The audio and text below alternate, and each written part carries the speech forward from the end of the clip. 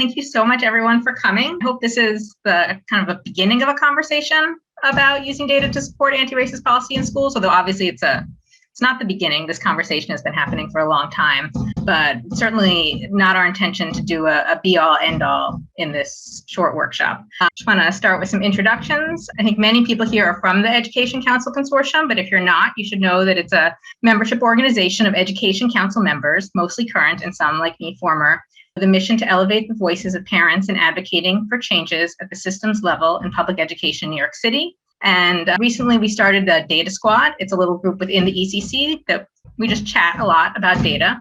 We collaborated with Integrate NYC on this presentation. Fortunately, I'm not sure if anyone from Integrate NYC was able to make it, but they really helped to guide us to think about what to talk about. I'm a researcher, I guess, and I'm an ECC member, and I have kids who go to District 5 here in Harlem. Oh, before we move on, the other folks on the Data Squad, if you could just unmute yourself and say hello, we can pop it around, starting with Stacey. Yeah, Stacey Johnson. I'm on the CEC in District 32, which is Bushwick, Brooklyn, and I am at the end of my 2-year term, so been on the ECC most of that time. Hi, everyone. This is Ted Chang.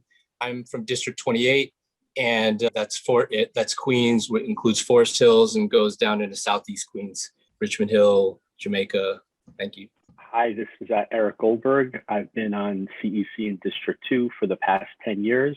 CEC District 2 comprises much of Manhattan below 96th Street on the east side and 57th Street on the west side. And good afternoon, everyone. My name is she, and my pronouns are she, hers.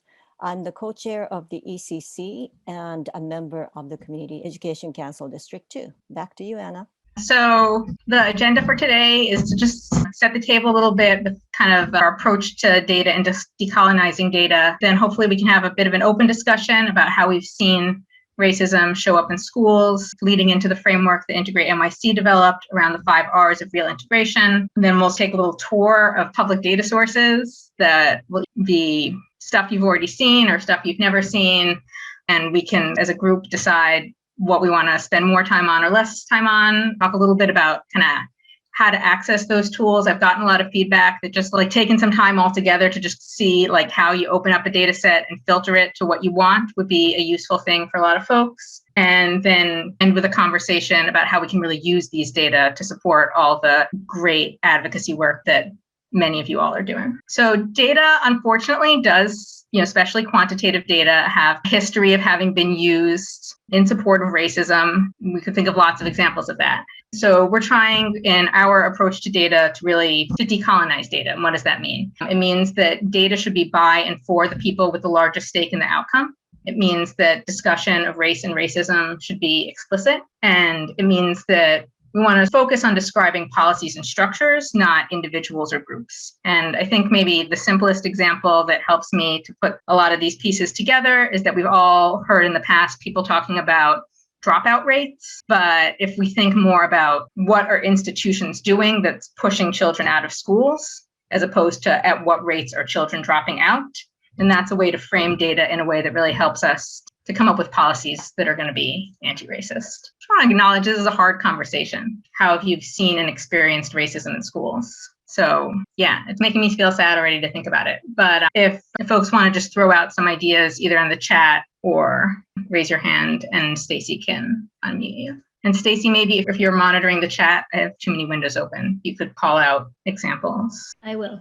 Nothing yet. I'll start with grouping. We do have Diana Duncan in the chat saying that curriculum is not culturally responsive. And so I don't know if that's a direct answer, but definitely curriculum is a place that you might see racism. And Kim West is giving an example of class placements and group labeling. And Eric Goldberg is giving the example of admissions. And Hope Bell says the way children with ADHD and behavioral challenges are treated. Iris Gutierrez says data that shows BIPOC scores on tests not being as high as their white counterparts, but no interventions to address that. Students, Abby Anderson gives an example, students with IEPs. Edgar Alfonseca, yes, I have experienced racism in NYC DOE schools. I identify as Latino and attended NYC DOE public schools. I experienced racism towards me from my non-Latino peers. So from peers, I guess, is a good example. I'm just going to do first names. Sam, unequal rates of referral for discipline. Ted, having your kids enrolled in an elementary school and realizing there are very few Black children and very few low-income children at the school. Amy also says disciplinary policy. All right, I'm going to cut it off there. I feel like we got a lot of really great responses, and I hope I didn't butcher them too much in typing them up. And not surprisingly, I think most of the examples that people gave fit really neatly into this framework that the students at Integrate NYC develop, what they call the 5 hours of real integration. So there have been a lot of efforts in the past in the United States and also in New York City to desegregate public schools. And they were thinking about, like, why haven't those efforts been successful? And I think, not to put words into their mouth, the idea was that past efforts at desegregation had focused just on moving bodies around and not on creating truly integrated spaces. And what does it mean to create truly integrated spaces? You have to focus on resources and the equitable allocation of resources, which surprisingly didn't come up that much in our little brainstorm. But I think that's something that we've all seen, where schools that have students with fewer needs often get more resources. And that is also racialized frequently. Representation, that it's important that the teachers in a school be representative of the students who are in that community.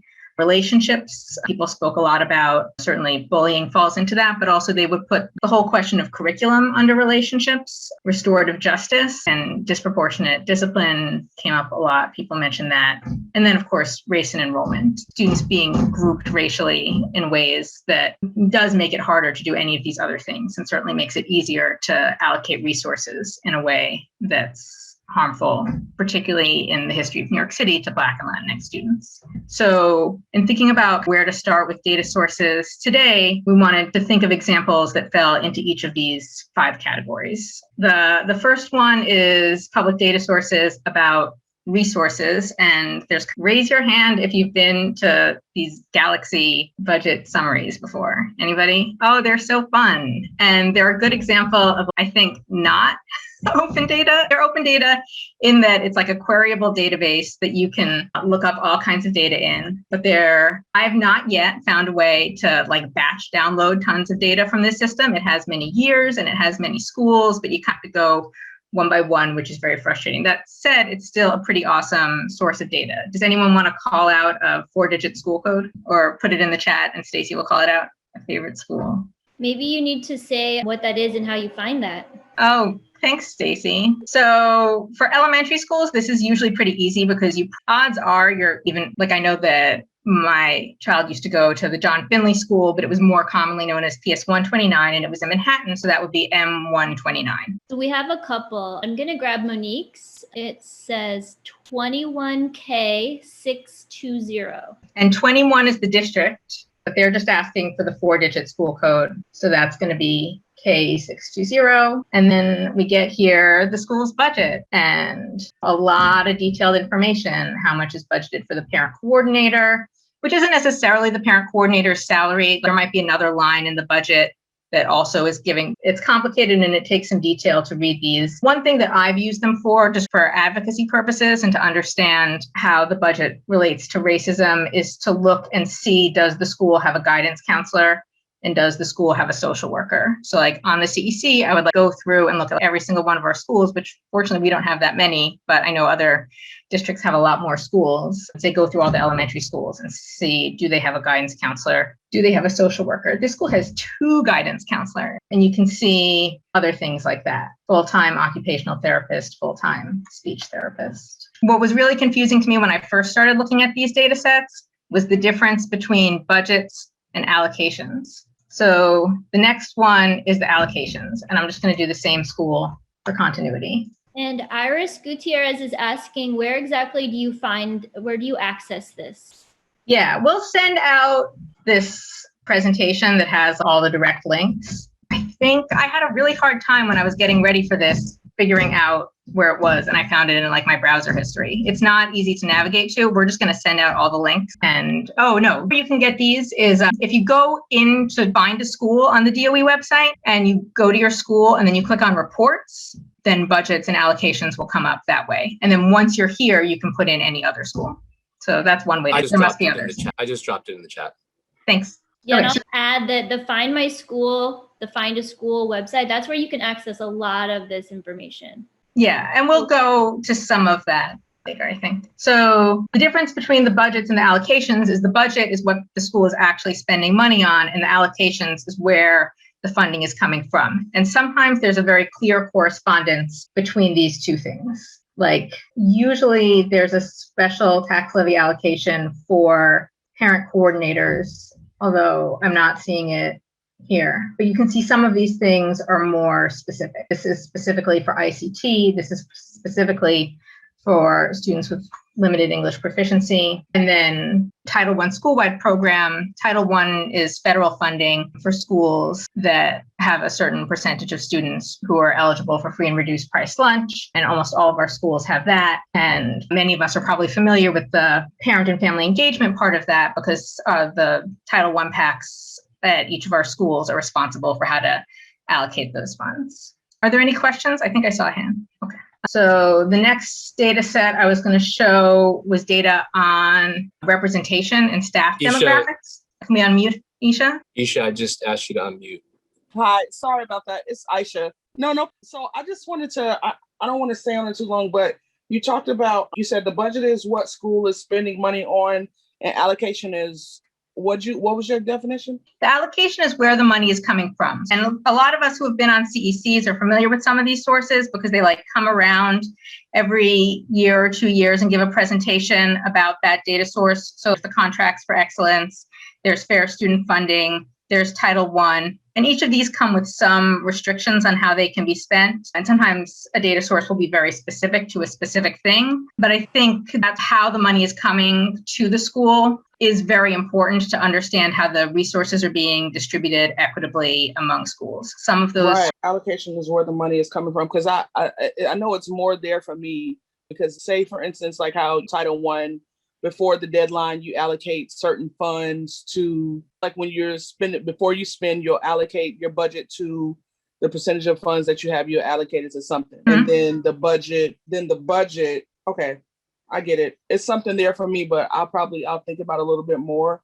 Yeah, and feel free to put more questions in the chat. This is going to be like so fast going over so many things. And partially, I'm just hoping to make sure that everybody knows that this is all out there and that they can find it and where to find it. And then there could be like a whole other workshop on each one of these data sources. Yeah, because I didn't even know about it in this way, just easy, because I was going to ask about the password because I know that when we review the CEP, we have to get access to that from the district. But this, we don't have to have access to. Yeah. So like when I was on an SLT, they would give me the budget with like a little bit more detail. So like actual like teachers' names and stuff would be on it. That's not in here, but a lot of the information it's amazing how much of the budget information is in here. Yeah, this is really great. This is really great because I didn't know. And so when you're liaison for your schools or when, like PA president's calling, oh, we haven't seen our CEP, but this is kind of the CEP without it, say if the district or the superintendent is taking a long time to get them access to the CEP, then they can review this. Yeah, and I should just pause and say we're throwing out a lot of acronyms.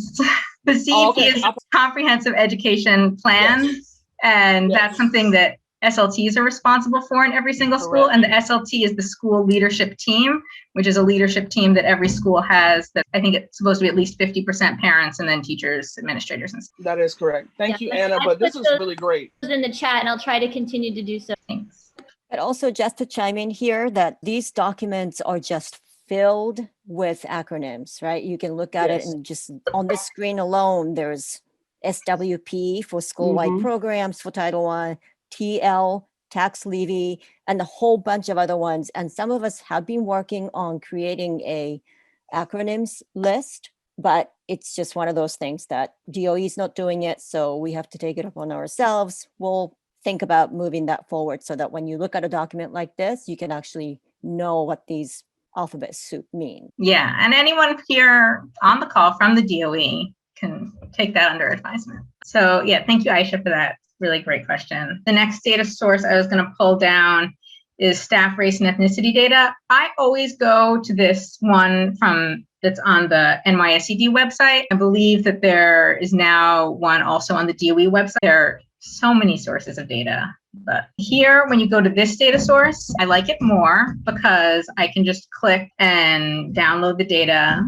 the whole thing, without having to go in school by school and pick out each data item. I'm going to open it up in Excel. We've been talking a lot about access to Excel and how using Excel versus using Google Sheets. One thing that I wanted to point out for parents who are on the call is that you can access Excel through TeachHub through your kid's account. I tried it out and it worked. My elementary school kids don't Excel that much, but it is nice to have that access. But you could open this same file in Google Sheets or in different open spreadsheet programs. So this file has a lot of tabs. They changed how they organize things. So there's some tabs that are for pre-2018, and then the most recent data that they have in here, I think, is for 2019. They do update it periodically. So sometimes I go back and I find that there's more data than there used to be before. And this is, again, for the whole state. So this is where we really wanted to get into filters. So I can go in here and I can filter the data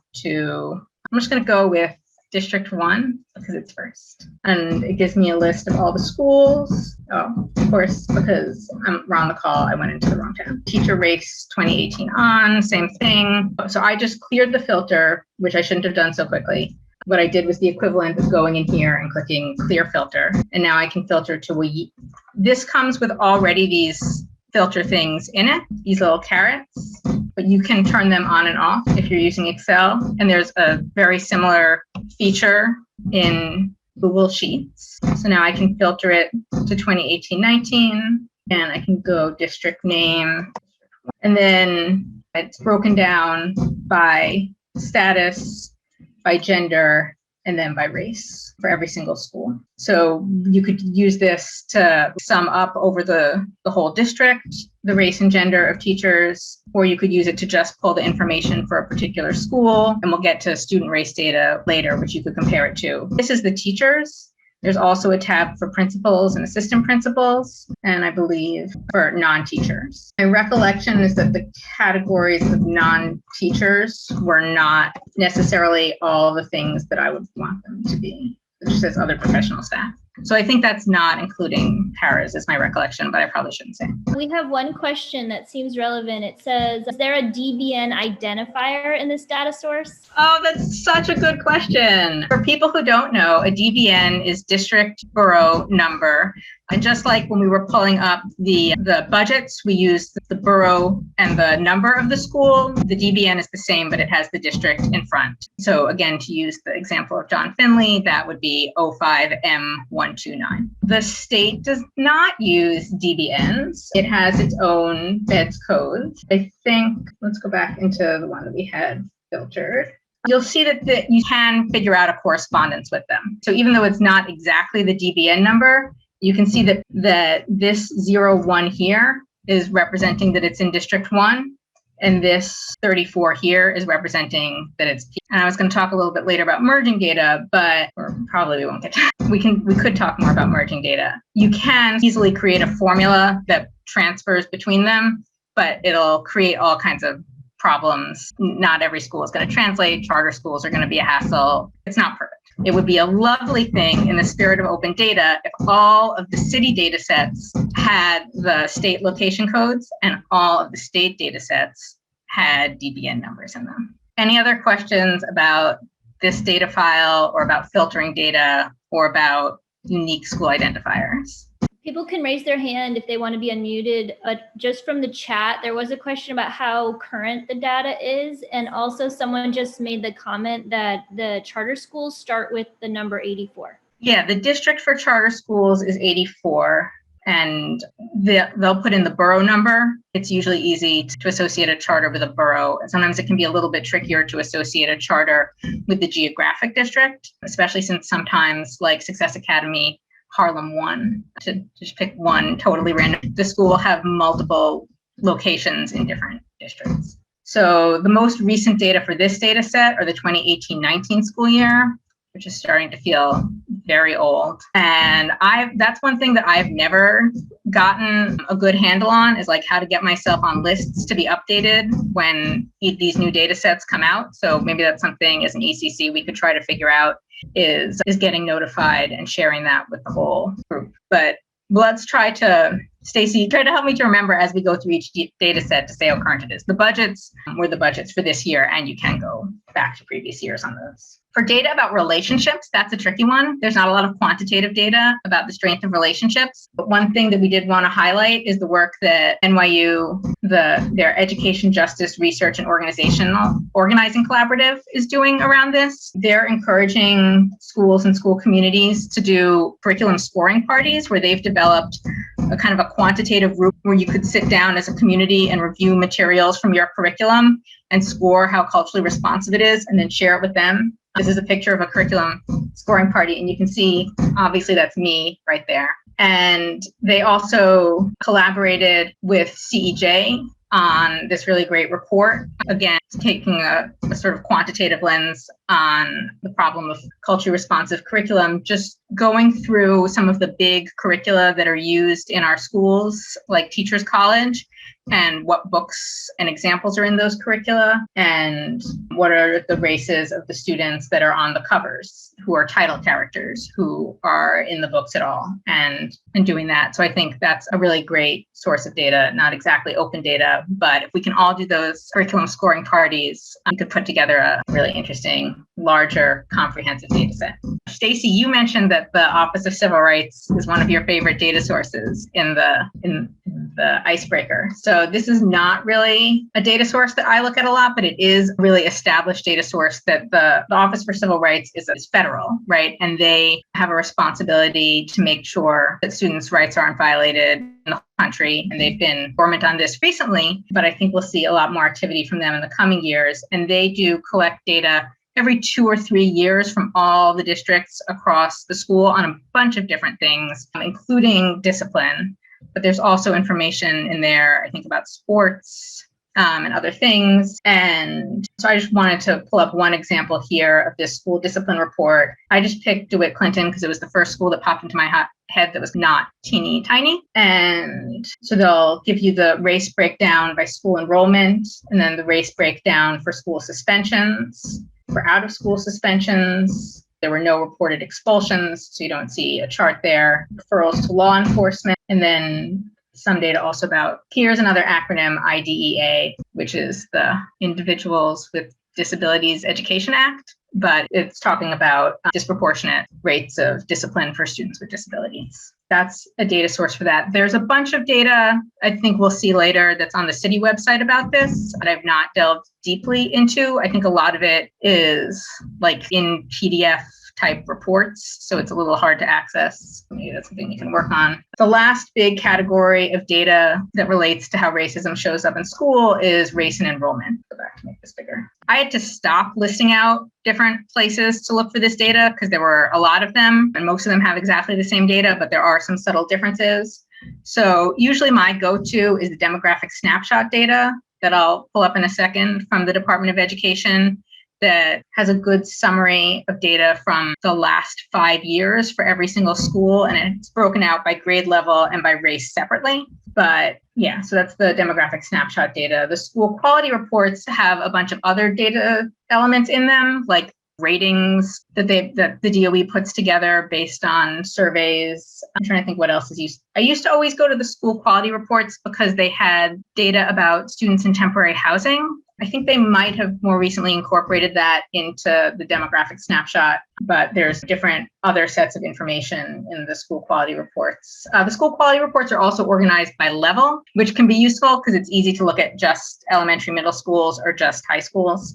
They have the test score data about student test scores in them, which as a matter of principle, I usually don't look at. Another data set that we can pull up is data about student applications, admissions, and offers. As people were saying, we were talking about how racism shows up. Obviously, how students are assigned to schools is a major source of racism. These data are not disaggregated by race, but you can look at for each school how many applicants they had from students who speak different languages, from students from certain school districts, and then how many got in. It's a start. I really like the New York State Education Department public school enrollment data because that one has the data broken down by race for every single grade level. So you can really see how a school might be changing its racial demographics over time. So for example, if a school were to participate in the school diversity pilot program and try to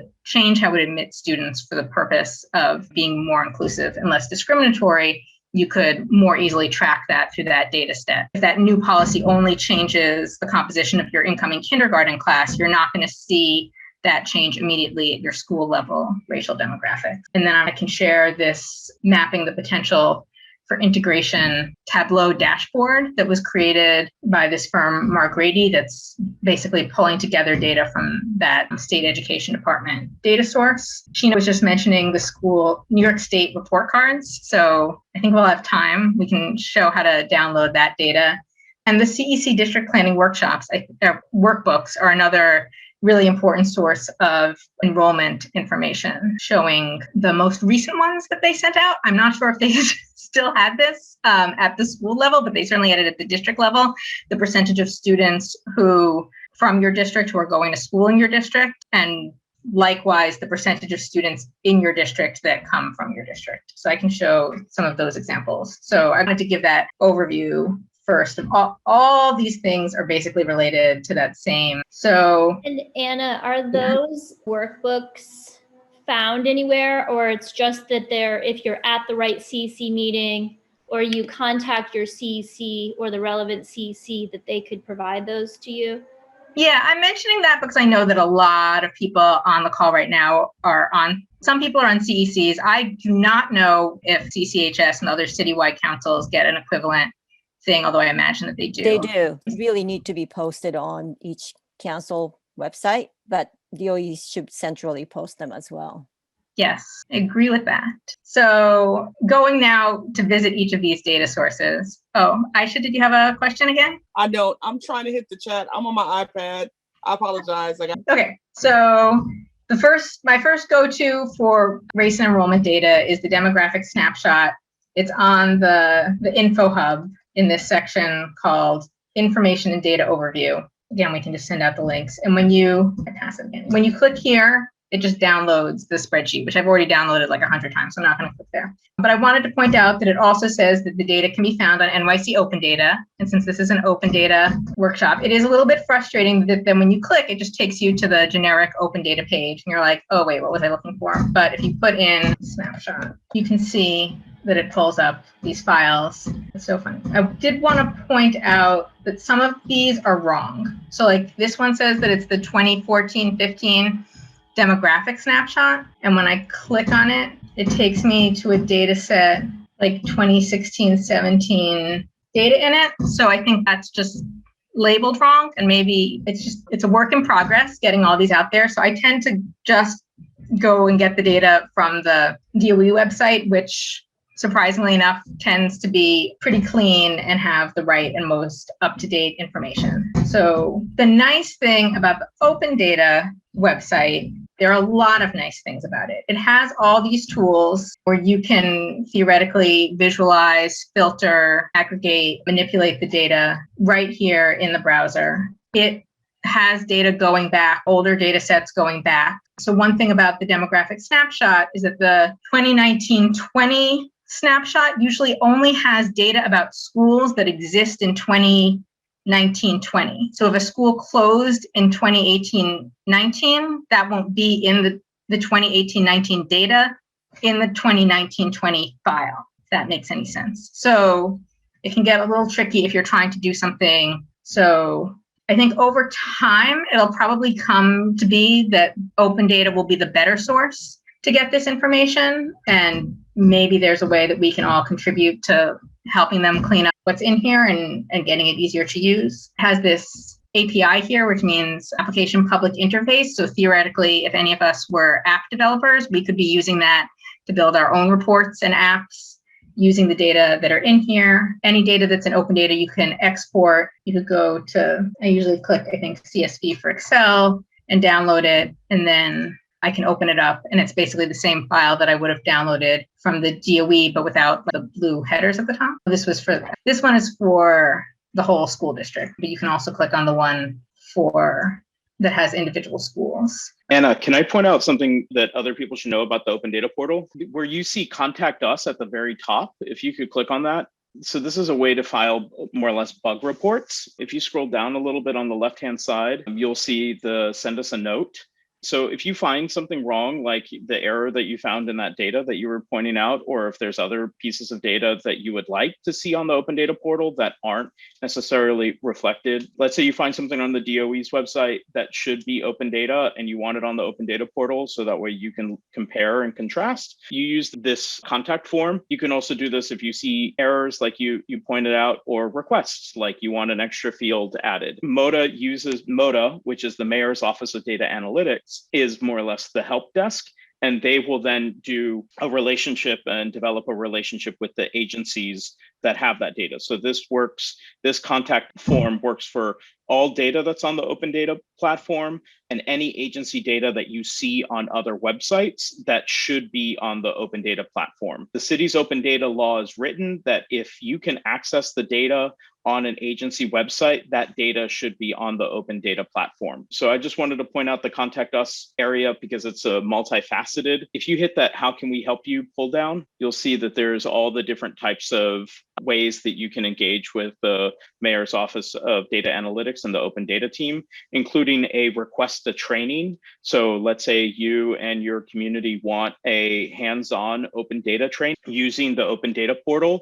You can select request to training, and MODA will then contact you and follow up on how to give you a training on the open data platform, a little bit more in depth on all the visualizations and features. That's fantastic. So can you say a little bit more about how that works? We were to sit down and start, I have it open in the tab here. We go to this government reports on the InfoHub website. There are a lot of reports. There are class size reports, co-locations, arts reports, special education reports are some of my favorites. They've got to be in here somewhere. As far as I'm aware, just about none of these are on the open data website, and it would take a long time to put in a request for each one. If people put in more requests, does that bump it up the list? And do you think it's likely that they're aware of that? So this is a layered response. So reports aren't necessarily open data,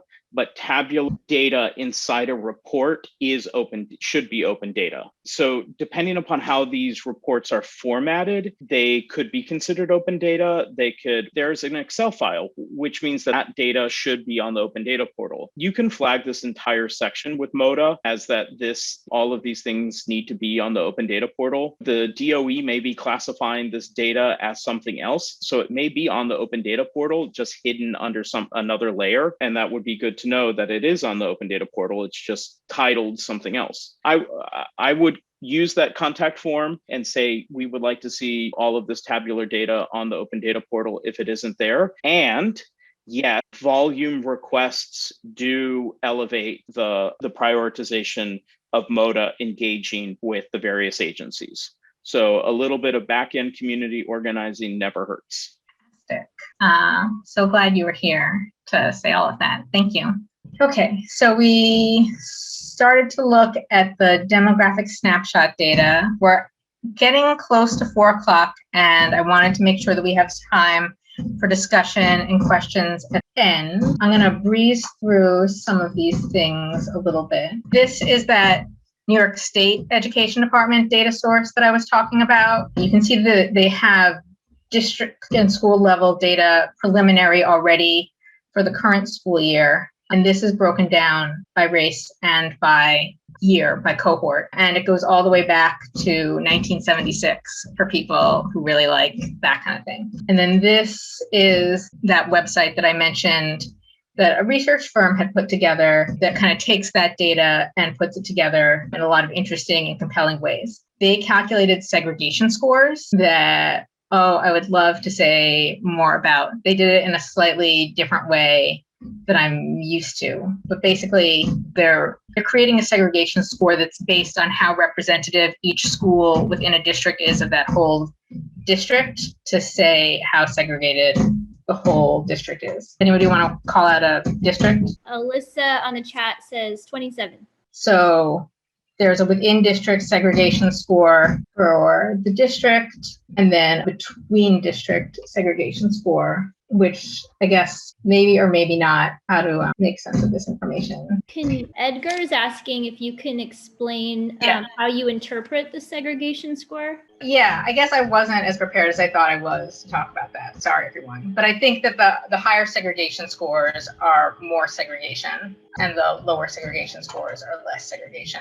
I probably should have looked at like the trend report. This would probably be a better place to start here. But yeah, so this is how segregated economically disadvantaged students are in District 27 over time. So you can see that they were getting more and more isolated, and then it went down. So I think just seeing it as a single thing over time is maybe a better way to look at it. There's a lot of complicated stuff in here. I was going to focus on the enrollment trends. I got lost. But usually there's a chart with every single school. Maybe it's just loading really slowly. That shows how each school's racial demographics compare to the whole school. Carla, do you want to ask a couple of your questions? I think you can unmute yourself right now. Of course, you don't have to. But there is one question. Is there any insight behind the calculation of the segregation score? Can you hear me now? Yes. No, I'm a data analyst, and it would be very helpful for me to share this sort of scores with my program partners. But I wanted to know what goes into the segregation score. Is it simply race, ethnicity, and at what level do we obtain like the aggregate for? Yeah, that's a great question. I was going to try to not talk about this because I was worried about getting too deep into a hole. I would normally calculate an index of dissimilarity, which is a way of looking at how two groups are evenly distributed over a population. Say you have Black and white students in New York City, how many of an index of dissimilarity will be telling you on a scale from 0 to 100, what percentage of them would have to move for them to be evenly mixed across all the schools in the city. The segregation scores that are in this are a little bit different, but it basically comes out like exactly the same in most cases. Their method of calculating it is just a little bit less sensitive to outliers. So they actually used in their report the example of District 5, which is of course the district I'm most familiar with, where we have one middle school that really concentrates almost all of the white middle school students who go to school in that district. So they would actually not give us a very high segregation score because it's just that one school. They're looking at something that's looking at all schools more together. I'd love to do like a whole separate conversation just about how, like you hear that thrown around a lot, that New York is the most segregated school in the country.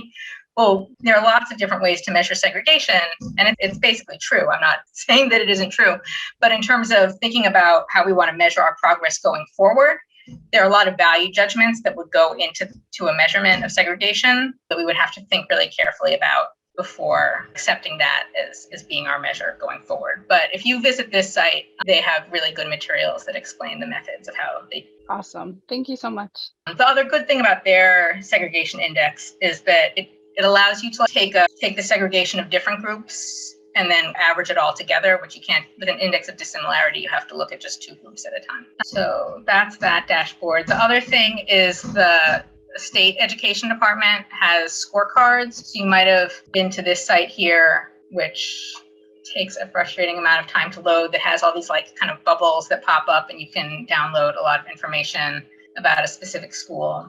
So this might look familiar to folks. If you go to the download section, you can download whole sets of information from here, like for example, the enrollment database, which is small. Downloads the files. You have to be able to unzip them, which you could do using a program called 7-Zip, which is a free unzip program. And then they're access database files, but you can open those in Excel. So you can just go into Excel and try to open the file, and you can open up anything that's on this website in there all at one time. So I have a question on that data set, Yeah. the enrollment. can you query before you download the whole thing? Because that downloads the entire state, right? And I Yeah. don't want a huge data set like that on my computer. Yes, agreed. So I'm going to use this example here rather than download something else and potentially have it take a long time. So it's the same thing here with this teacher race data. We got data for the whole state and we don't really care about data for the whole state. Let's pretend that we only care about District 1, which is already filtered to. You can just filter it to District 1, make a new workbook, paste it in, save this, and then delete that other file. I don't think that there's a way to query it before you download it, but you can download the whole thing once, filter it, and then throw away what you don't need. Maybe Open Data NYC can help us with. See, that problem with that is that that's a state. Right. So Open Data NYC can download the whole state and just query New York City data and post on NYC Open Data. That would be simple enough to do. Yeah, I wonder about Noelle. Are you still listening to this conversation? Is that something that we can ask for? I am. That is something that you can ask for. I was looking to see if the state had a similar requested data set. It seems to me that there's actually a few accessibility issues that you've brought up. One is the fact that it's using proprietary software, right? So it's using Access, which then means that you have to have Excel. It seems more like this data should just exist on the state's open data portal. And the state's open data portal is also run by Socrata, which is the same underlying tool base that's run by the city. Socrata is just the software vendor that makes everything usable inside of the browser instead of a proprietary system. So my request to the state would be more along the lines of get this up on the state's open data portal. That way you don't have to download the whole state. You can go into the data set, you can filter for the counties that you're looking for, and then just export those counties, which you would want to export the 5 counties of New York City. That's brilliant. I want to make that happen. So the state's pretty responsive. I'm just looking to see where their contact us page is located. The state had been, it's give feedback. This is there. I'm putting this into the chat. The other thing is there's other like good government advocacy organizations like Reinvent Albany, which has been a key ally in getting the city's open data and the state's open data program up and running. I'm happy to figure out, like, if you make a list of all the various data sets that should be on the state's open data portal, see if Reinvent Albany can make a request and do a good government. That's how we've been able to get COVID data from the state's health department onto the open data portal. So something to put in the to-do list after this meeting. Great. Thank you. We wanted to wrap up by 4:30, so I did want to pivot and talk a little bit about not just where do we find data, but how can we actually use it in our advocacy and organizing. So there were 2 examples that I wanted to share. One is this great thing that Integrate NYC worked on with a firm called Territorial Empathy, and you can see it's just going to be really slow. But they did these cool maps where you can like click and see the old redlining maps for New York City, and then compare that to student race at schools now. And this could be great. I don't know if we have time to zoom in and talk about any specific neighborhoods now, but fodder for a conversation at the school or district level to have a conversation about how did we get to this place where we are with schools being segregated, and how do we see ourselves getting out of them. I was also going to share like a really small example. We have a lot of charter hearings in District 5, as those of you who also came to our charter committee meeting. And every time we have a charter renewal in District 5, I go to all these data sources that we just talked about, and I put together testimony where I say things like charter schools on average select students that face fewer struggles than the average group of students in District 5, not unique to, this one was for democracy prep, but they all sound pretty much the same. Democracy is no exception to this widespread charter school problem. In 2017-18, the last year for which school data were available at this time, 15% of the students at democracy middle schools, and that school in particular, were living in temporary housing. By contrast, in our public schools, the median percentage was 30%.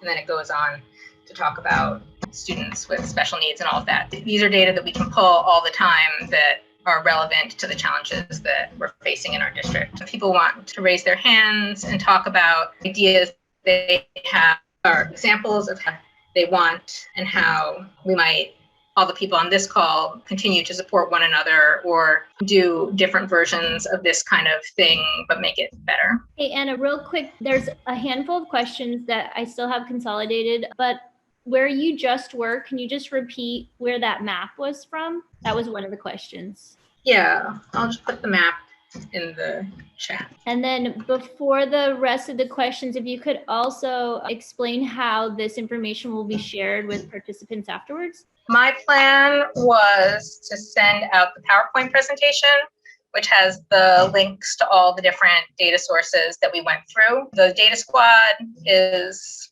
working on putting together a list that would have a lot more data sources, but who knows when we'll ever finish that. But maybe we could also think about putting together like a little thing to send out some of the things that we've mentioned that we might want to all together request the state and city open data websites. Share that. I assume we'll be able to get a list of everybody's contact information to share that. And I don't know what happens with the recordings, but they might be on the open data website, the BetaNYC. Happy to talk about that. It may take a week or two, depending upon how many we have, but we are going to be editing. Let me restate this. We're going to be editing these videos, trimming them up a little bit, and then putting them on the open-data NYC website. But it may take us a little bit.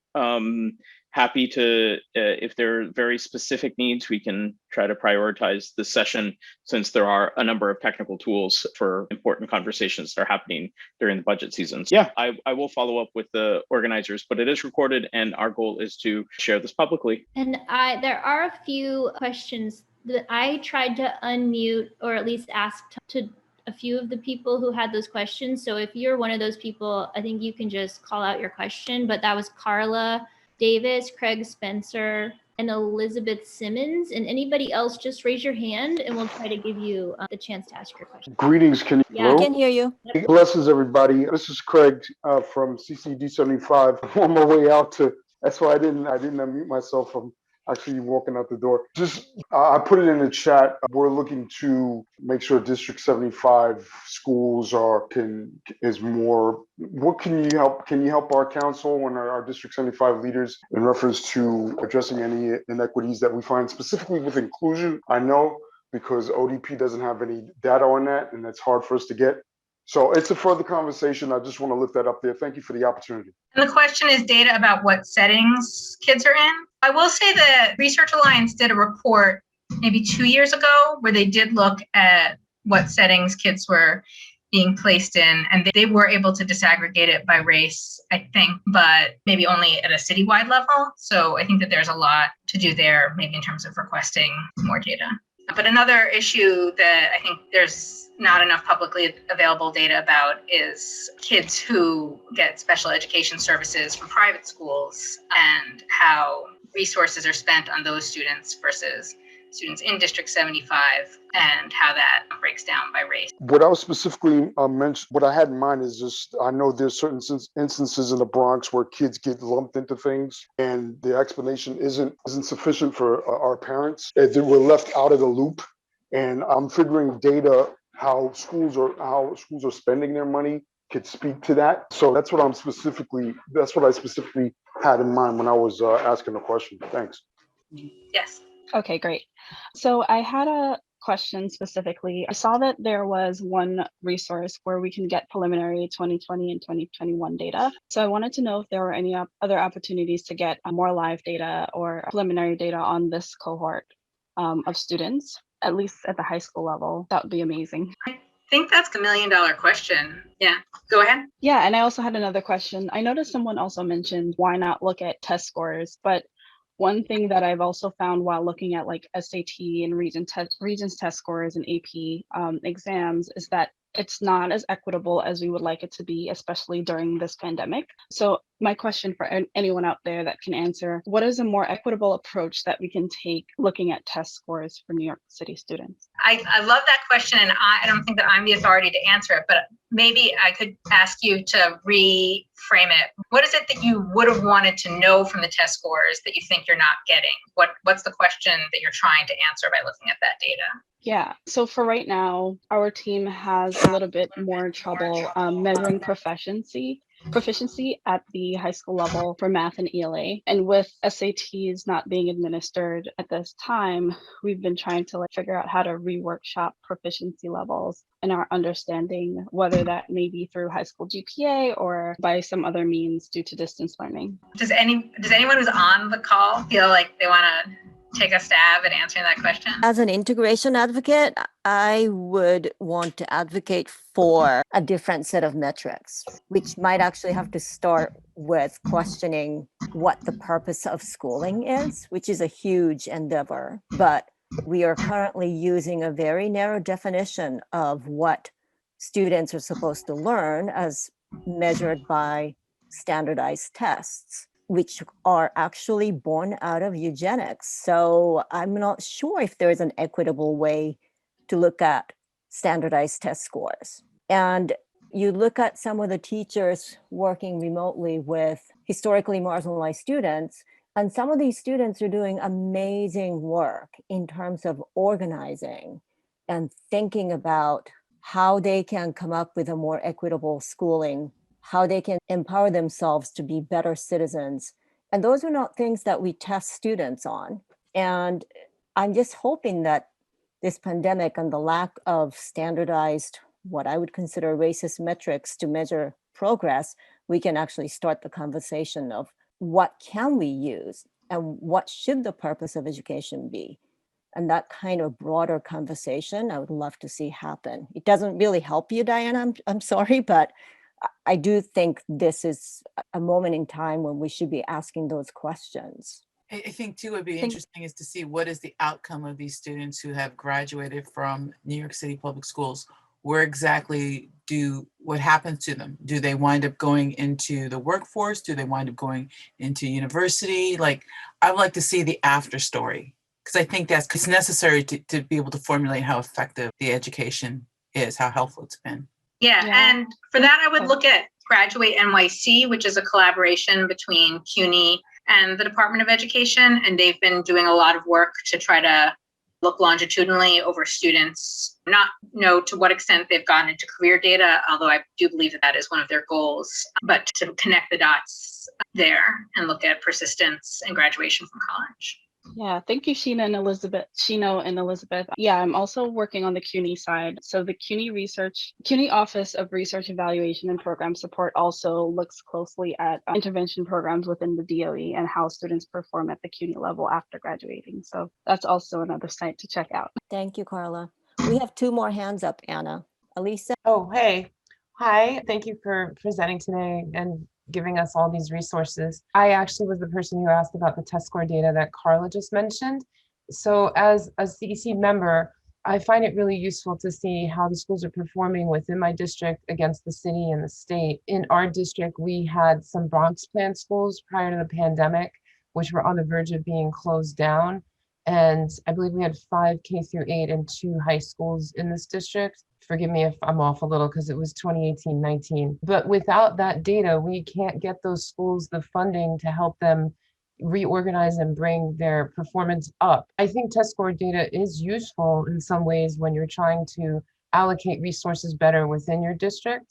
Would you say that's not true? Because I don't know how else we could do it. Yeah, I don't think that we need to make some big show about the deficits of our children in order to fight for data. I think it's very clear legally that based on the Campaign for Fiscal Equity lawsuit, that the state owes that money to our districts, and that there's a political opinion that we shouldn't be trying to play that game of advocating for resources that way. That it's very clear that all the Bronx schools are owed a lot of resources, and you could make a claim around how many social workers there are, or around what the ratio is of students to counselors. There are all kinds of other things we could do to demonstrate that what we could do if we had more money. Yeah, and the other part of my comment in there was that we had issues in Queens with grades and being inflated. So without any kind of standardized scores, if everybody in the school is getting an A, but then the standardized scores in the primary show 1s and 2s on the state test for more than 50% of the students, then not everybody is getting an A.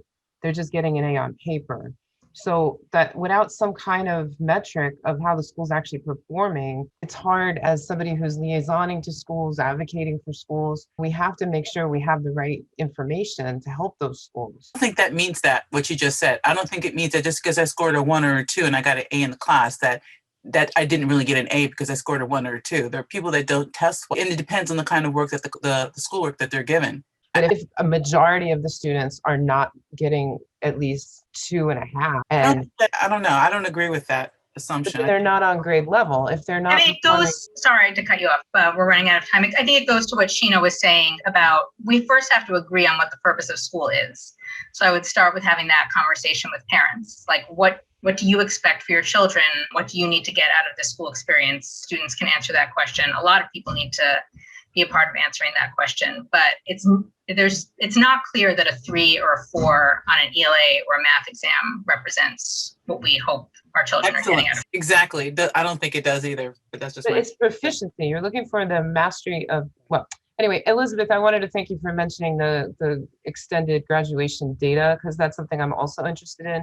It's one thing to say that we have all these students graduating and they're college ready, and then if they attend college, were they actually college ready? Because that's the problem. If they're not able to maintain college education and continue with it, then maybe they weren't college ready. So I would like to see that data also. Thank you for mentioning it. And thank you. Let me just clarify one thing. So insofar as Every Student Succeed Act, which is the federal act, mandates these tests and ties accountability and funding to the test results for schools, we definitely should have those data available to us in an easily accessible form. So I'm not disagreeing that we shouldn't have test score data available to us, because we should, because schools are being judged and schools do receive resources based on some of those test scores. So I'm not negating the need for transparency of existing data. I'm just hoping that as a system and as a society, we can also at the same time work on reimagining and envisioning a different system. We have one more hand up. Anna, do you want to move to Aisha, who's been patiently waiting? Aisha, go ahead. Okay. It was so good. Just all the questions that were asked, and echoing what the last lady said. I just missed Alicia. I think that's her name, Alicia. But what her and Elizabeth were saying about having access to students after, I think that's a really big piece, because we can if we can really look at the data and follow, we take a certain set of students and follow them from one point to another and just really go back and look at the data, we can really get some good insight, and we can just stop doing these kind of like superficial things that we're doing, especially in our big district here in the Bronx. We got 62 schools. That's a lot of students, over 55,000 students. And so to have data where we can go back and look and just track a group of students to make the curriculum better, and just all these other things you always talking about. But I'm so grateful. But the question that I had was, and I'll put it in the chat, was that I wanted to know about the site. You had a site that gave the teacher data demographics. Yeah. Which one was that? And actually, Anna, as you're answering that, I just wanted to interject quickly. In terms, there is data that the DOE publishes on college persistency, I believe, at 6 months and probably 2-year mark. So you could see that information from every school in New York City, the number of kids who enrolled in college and how long they've stayed in. So I think that's one piece that could be interesting. And then just one other point, because it's something that I've been seeking for a long time, is we had a conversation about test scores that are made, or test data that's made available at a school level. There is no corollary set of data on class grades that's shared publicly for use and analysis. So if there is a presumption that there's grade inflation at a school, there's actually no way to know that, because that data is not shared. Just 2 small points while you were looking that up, Anna, that the college persistency is available and no grade data is made available by the DOE. And where is that for the other thing you mentioned? Could you share that in the chat? The persistence. I put in the chat this link to the State Education Department website that has staff race and ethnicity data for teachers and principals and other staff. Copy that. Thank you so much. This has been amazing. With that, we're at time. I think I missed a lot of great conversation in the chat, and I really hope that we can keep this conversation going, or maybe more to the point that everyone feels like they know where to get data to bring to all the conversations that they're already having in support of their work. Please continue to reach out to me or the ECC Data Squad. Thank you so much to the squad and everyone else for coming. And thank you, Anna. This was all you. Really appreciate it. Thanks. Thank you, Anna.